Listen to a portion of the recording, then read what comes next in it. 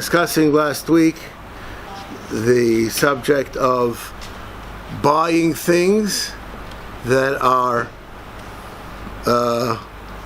permissible to buy, but you're not allowed to buy them anyways because it makes a public statement. That was the discussion which we were discussing last week. That was the subject. We didn't see the Mishnah Berurah. I want to see the Mishnah Berurah on it. En loichim. Okay. Mena'akam v'yesh armim demutu liklas batam l'sadas ukramim abodam behema b'neishu kematzil miyodom. And there's a very long beer halacha over here on this halacha. And I would just say sometimes you learn something, say, I know where the Mishnah Berurah is going. Because experience tells you that this is non-congruent with the words, the concept with the words, that which is going on, and there must be something missing over here. What in the world does it mean, matzilim miyadom? Thank you. What does that mean? So, normally, we're talking about that you're going to have some kind of a financial loss if you're not going to do it, and we need it, so you're not going to do business. What does it mean, matzilei miyadam? So there are many Rishonim who say, like the halacha is over here, it's called matzilei miyadam. The Mishnah Berurah goes off to prove that many Rishonim disagree, and this halacha is not true, and perhaps there's makom to be machmer. I'm not going to get involved in because this whole thing is not negate us, really, in our lives, but it's a fascinating bir halacha.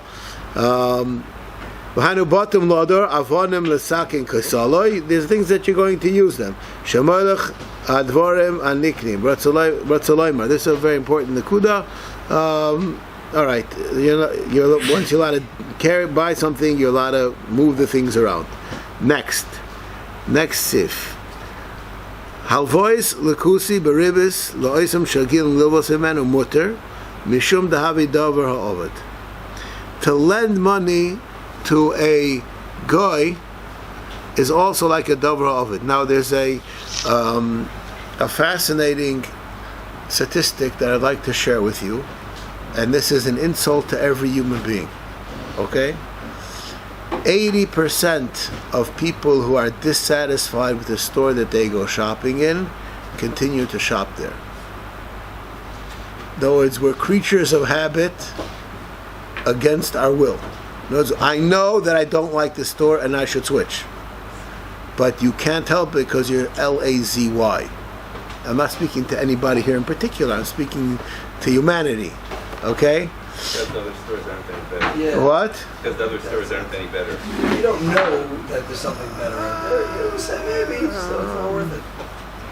I don't think that that's necessarily true, because a lot of times I know that there's a store that I go to, and I know that this store the lines are long, and this store the lines are short, and I need 3 things. Not necessarily will I go to that room, because it's more noach. We have this tendency to do things which we are habits of creatures of habits. Yeah, but I'm just saying what there's the fact that you normally do it makes it difficult to switch. And not only that, we'll just use this as a situation. You have your seat in shul and there's somebody there that makes a lot of noise. It's hard for you to change your seat. So, right?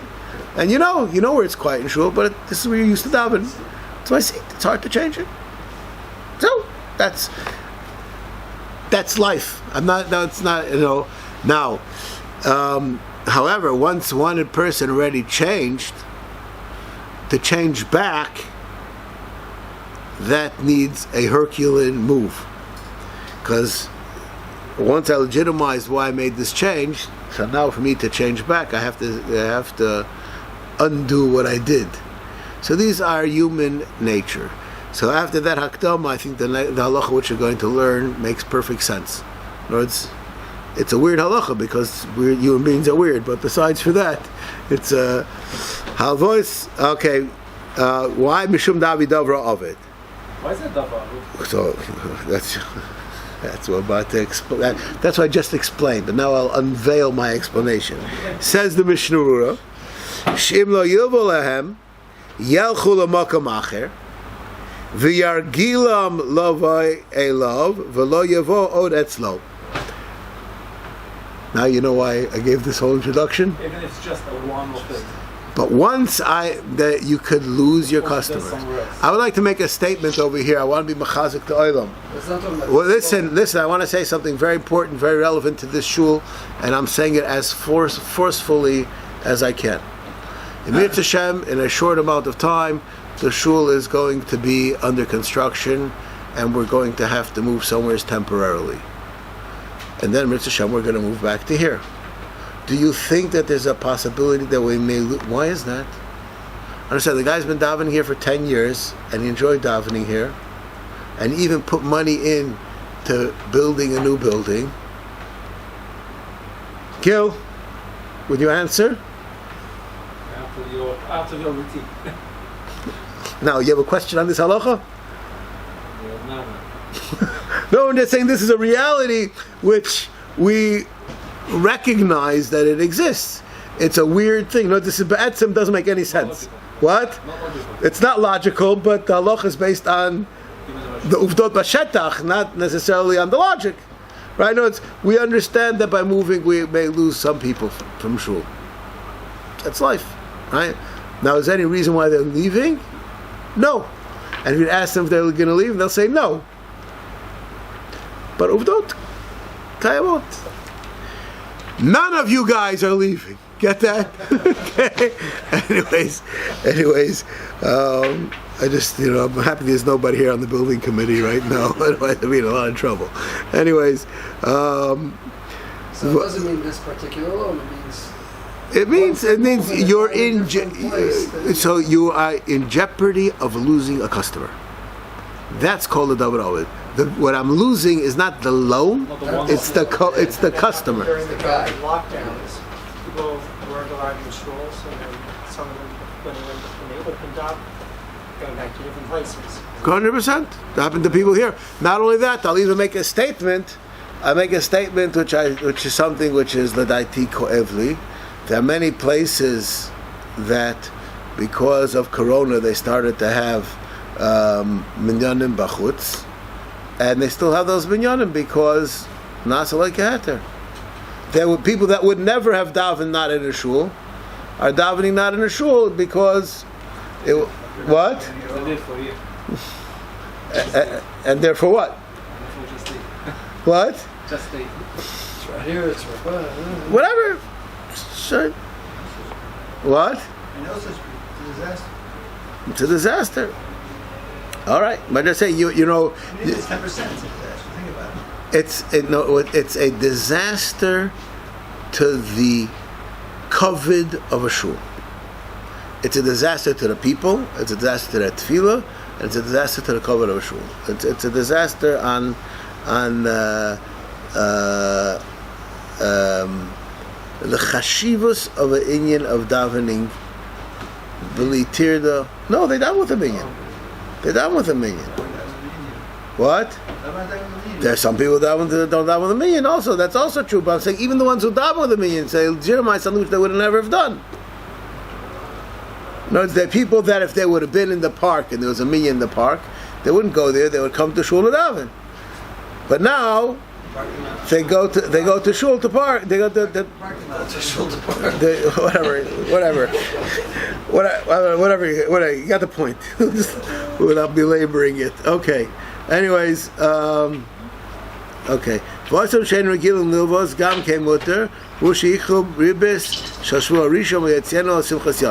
a heter, how to make it mutter, but this all has to do with business. I would like to share with you a question which I had recently, and I was mekel based on this halacha.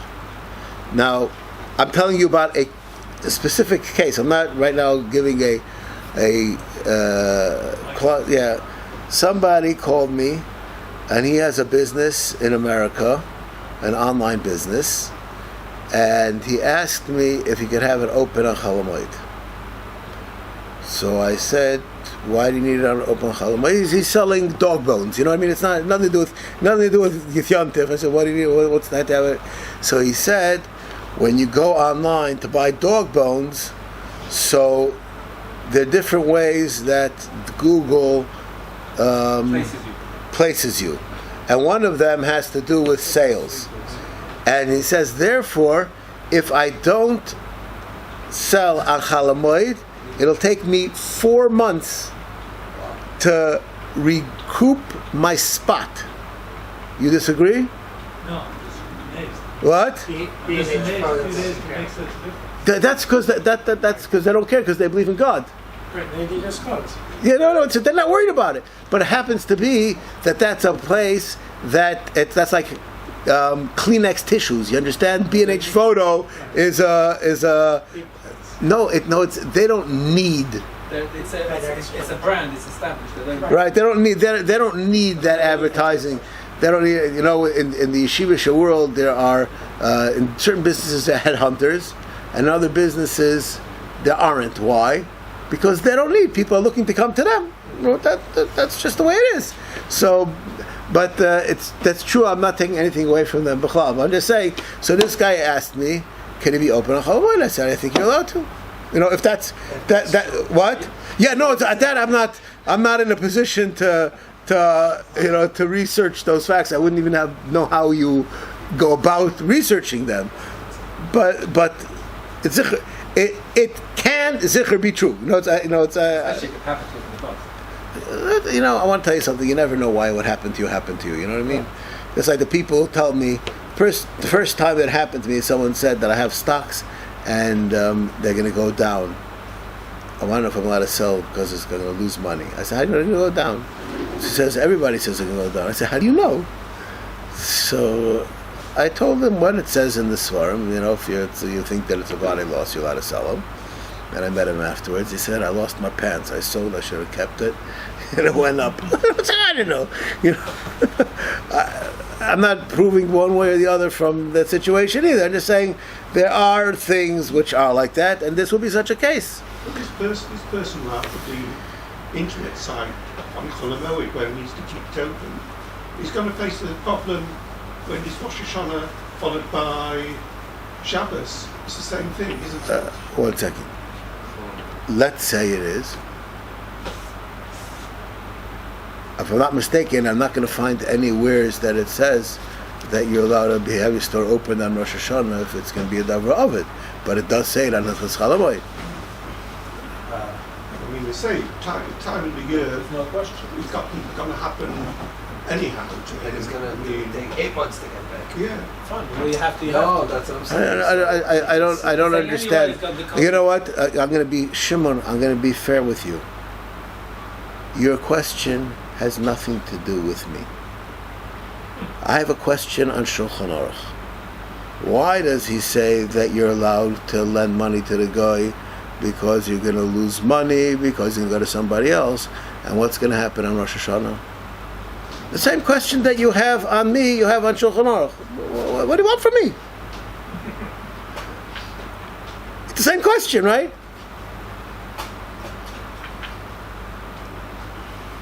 I didn't know. I mamish did a cut and paste. There are no different factors, as far as I know, between them. So you have a question in general on the halacha. I'm willing.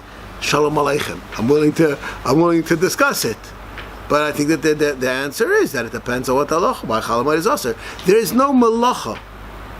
Again, I'm going to repeat this. This is a very important thing. There's no malacha going on over here. This is a tircha issue, and therefore, in certain situations, permissible. That's not the situation on Rosh Hashanah.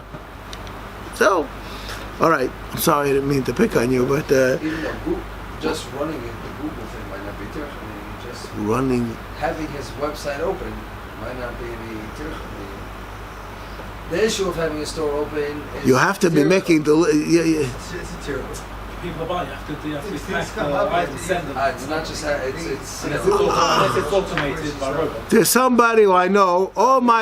Most of my internet information comes from halachic questions. Okay, one of my guys, that this is also a Chol Hamoed question. This is like a Jewish business. You know what's a Jewish business? The guy sells Chol Yisrael. So they asked him, "How do you make money?" He says, "What do you mean?"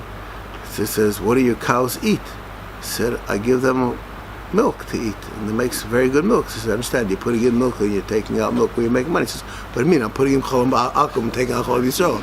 Right? So that's like a Jewish business, right?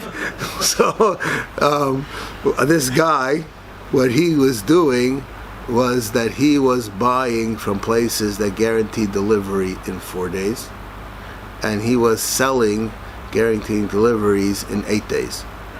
And he had a way to wiggle out the price. Therefore, he did not have to have any stock because he was guaranteed delivery. One of the expenses of a company is the overhead of stock, what's called the float, right? So he didn't have a float because he only promised in enough time. Right? This got Jewish business. This is a Jewish business, and this is how he made money. And he said, "I'm running into Chol Hamoed. I'm going to be killed." Because now I'm going to have to buy stock. Now, how do I do? These are Chol Hamoed questions. Okay? Anyways, none of you guys have internet businesses, do you? Good. All right. Anyways, fine. You're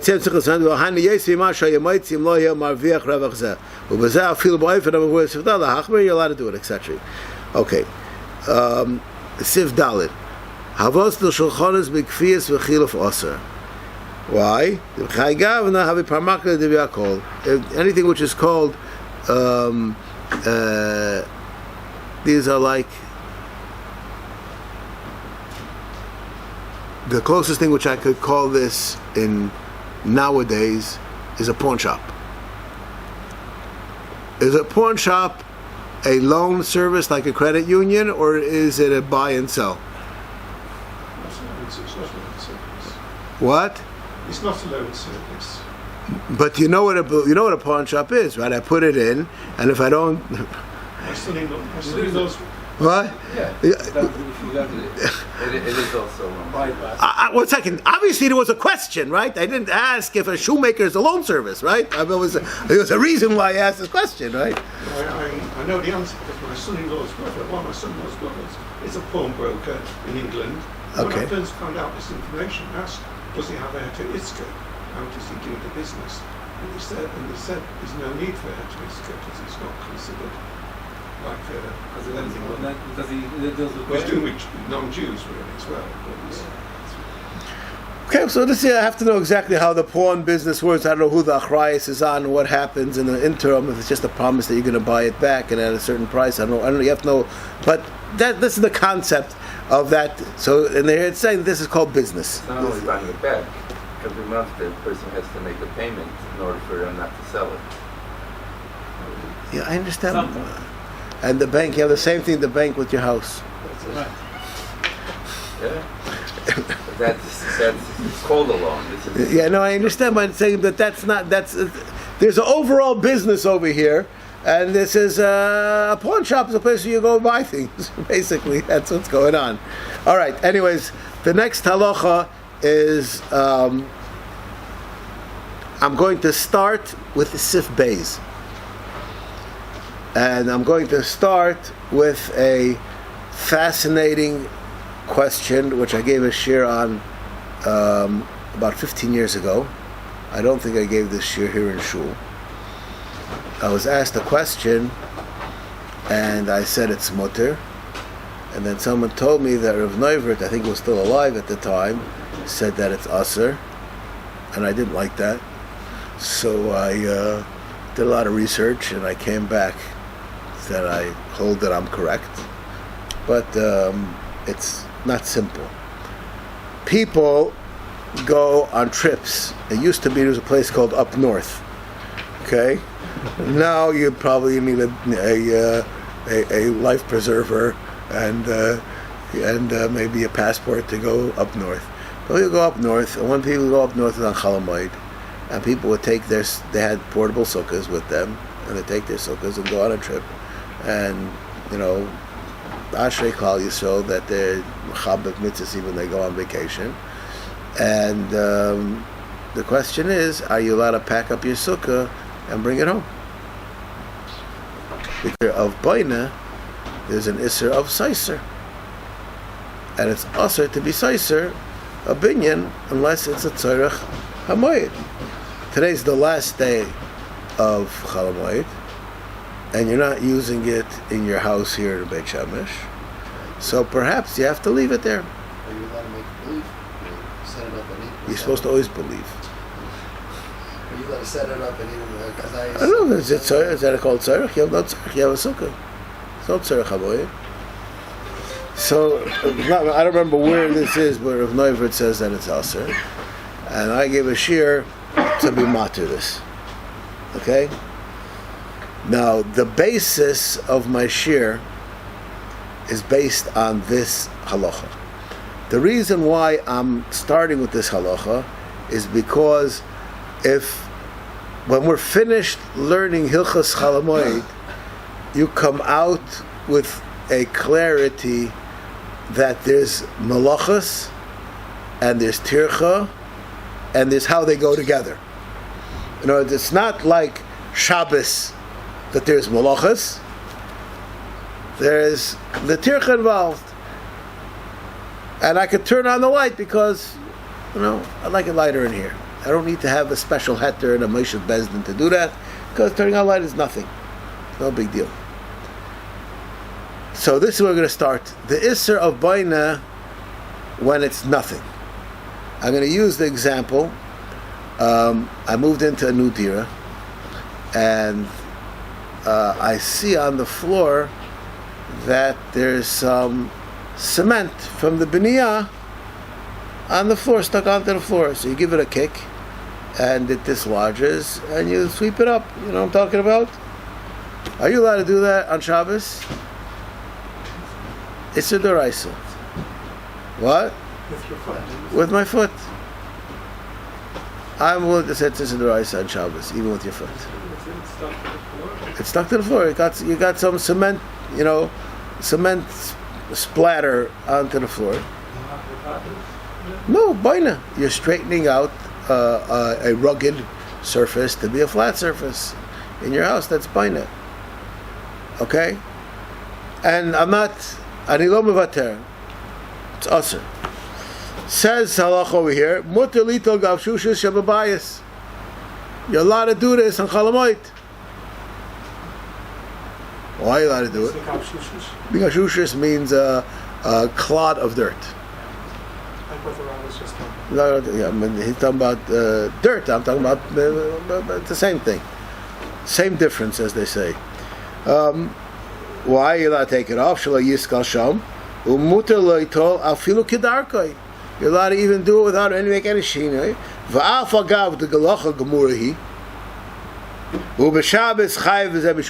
No, there's no. We're not being apologetic. That's epsa heter. There's no epsa heter happening over here. They ain't no davra of it.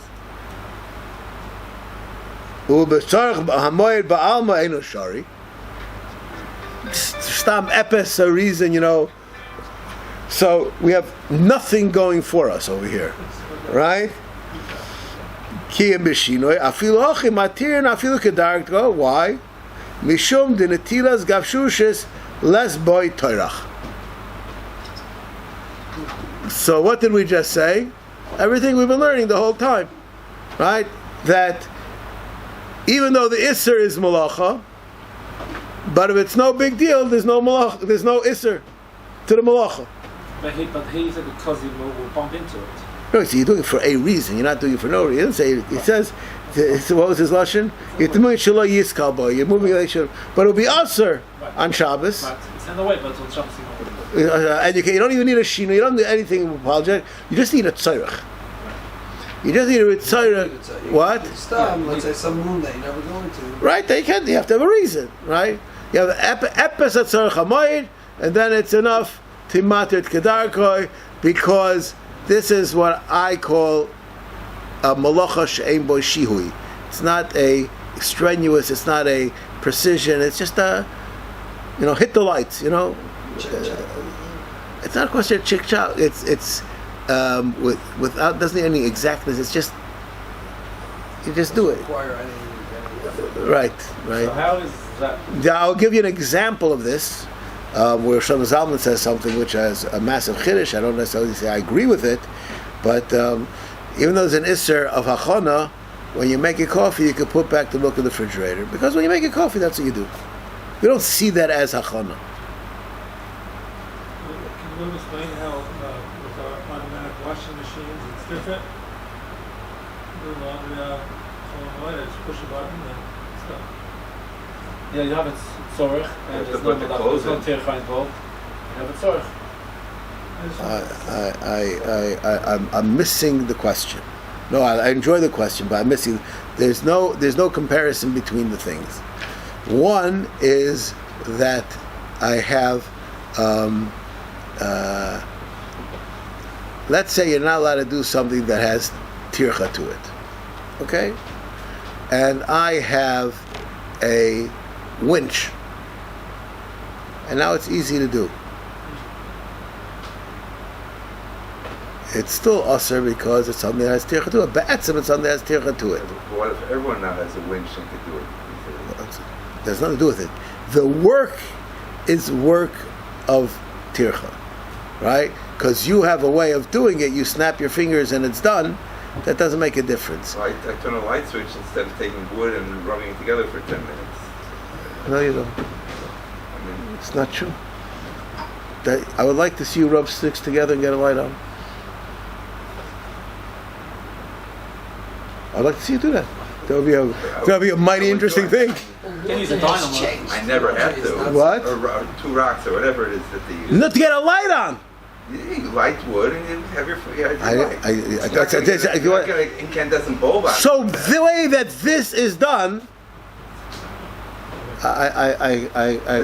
It's the specific item that you're doing, or it's the general. no. So it depends. Each thing depends. What I will share with you, machlekes that I had with my uncle, who was a Paisik in Panovich. There's halacha in Hilchos Shabbos. This is a fascinating thought. Halacha in Hilchos Shabbos that there's only binyan b'kelim if you need. I'm quoting right now the Bir Halacha, gvura v'umnis to do it. Okay?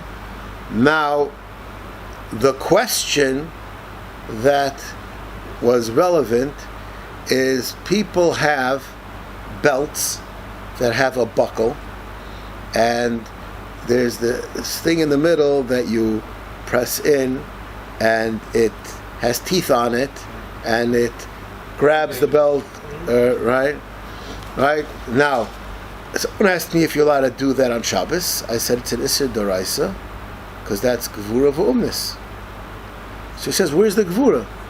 I said, what are you talking about? You're using leverage. That's Gvura V'umnis.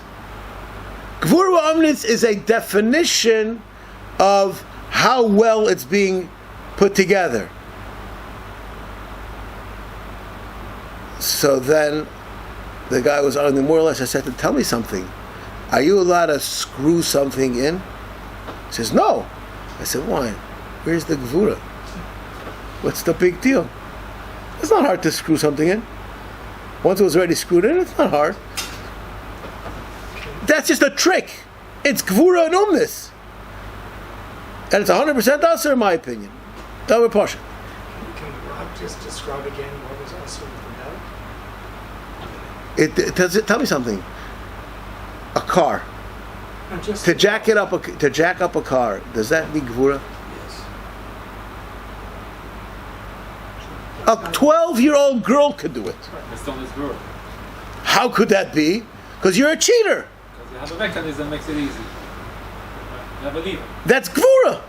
Because you have a way to do gvura without a sweat. Doesn't make it not gvura v'umnis. specifically with the belt. It's the exact same thing. No, I don't understand, because I have belts. I just want to make sure what I'm doing is not what Rob is describing. I'm not talking about closing your belt.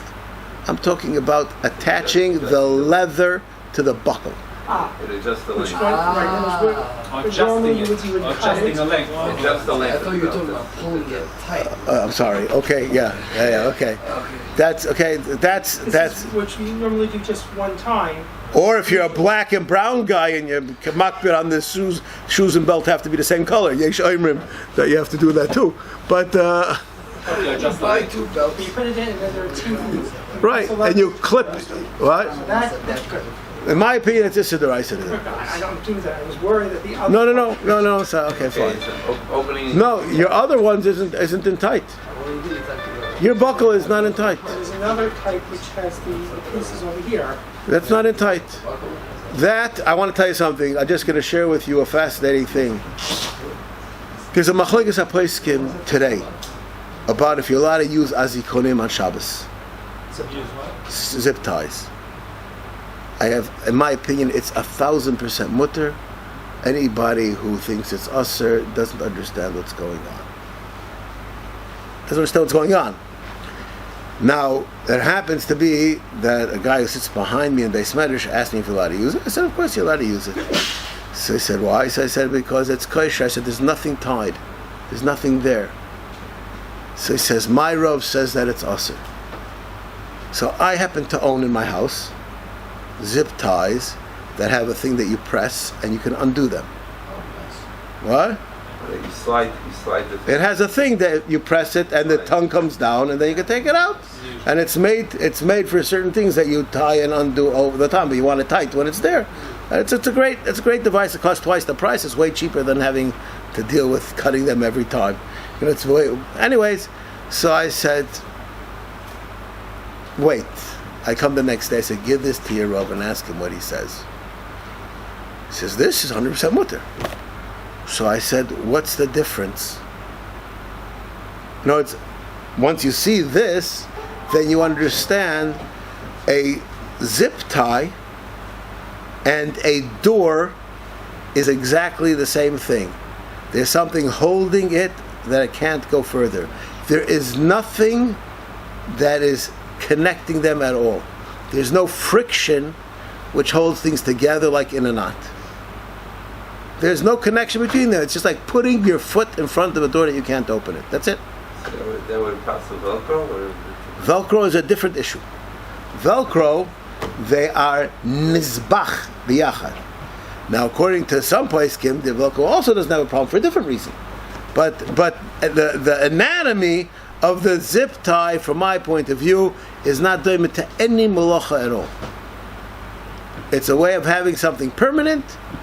It's, as far as I'm concerned, it's like taking a piece of wire, not strand wire, solid wire, and twisting it once. It doesn't. It just, you can't move it, but not because there's nothing. Nothing happened. Nothing happened. Okay. Now, why am I telling this to you? There was something that you asked. I was asking about the lights. I was asking a washing machine. Oh, so it goes like this. So the washing machine, this is called that you're doing all those things. You're doing all those things. The end. And you're not doing those things when you have. That's a trick to do all those things. This is not a trick to do all those things. This is a binyan which is done kalachayad.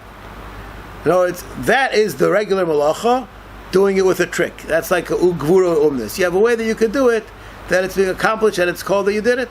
So here you have. You would not ask me. Let's start this way. You would not ask me, why am I chayiv for washing clothes on Shabbos? So I turn the machine on. What did I do? Why not? Because you did all that, right? Over here, what I did was, excuse the expression, no sweat. I just kicked the clod of dirt out of its place. But here you have a tzorah. Yeah, no, what she asked was, can I wash my clothing without tzorah? All I do is press the button. But putting on a sukkah for the tzorah is not the same thing. I don't have a tzorah to take it away. Sukkah? No, here it says it's in your way. No, my sukkah, I go back to Neuver. I went up north, I built my sukkah, now I'm going home. You have no tzorah for it. I have no tzorah, so what's the heter? You should not be able to take it down. Oh, so this is where the question started. You're also losing a $500 item or a $300 item. So then it becomes a question. That's a different question. Could be that b'mokam hatzarich you're allowed to do it, but first, is there an isser of soiser in the question? That's the initial part. So in part of this thing, I've arrived from a Taisus in Sanhedrin, which speaks about building a bama in the Beis Hilchos Shoeva on on Chol Hamoed. When is it mutter? When is it aser? Things that were binyan that don't have a tircha, that's ones that call the binyan or not. And that this has a. But I'm just the point that I'm starting with a point. Malacha is malacha, and tircha is tircha, and in Chol Hamoed the two come together, which is abnormal. Now it's this all the things that we're learning about this abnormal shidduch, which is unusual, but it's the soup of the day over here in all these halachas. Normally we don't care how much effort the malacha takes. Malacha on Shabbos. Correct. It's accomplishment and not accomplishment. And here, if there's no tircha, then it's mutter, even though there's an accomplishment. As long as epis atzarich. You don't need. Okay. Now, after that hakdama, maybe we'll learn that sif again. But I'll start from there as a hakdama. Now I'm screaming on top of my lungs. Binyan afilu kol shu aser. Right? That's kind of a good place to start, right? Binyan afilu kol shu aser. I don't think it needs any hesber. It's a davar pashut. It's a malacha. V'nifraz geder ginasoi oikoyso chatzero beno lechaveroi boneu b'maisa hedyet. If you have a urgency, you're allowed to do it b'maisa hedyet. Dahainu sheminiach avodim zu al zu. However, eno toch betit. You're not allowed to mortar it. You're not allowed to, cement it. Yeah. You're allowed to do some kind of a hodgepodge job to get it done. We'll start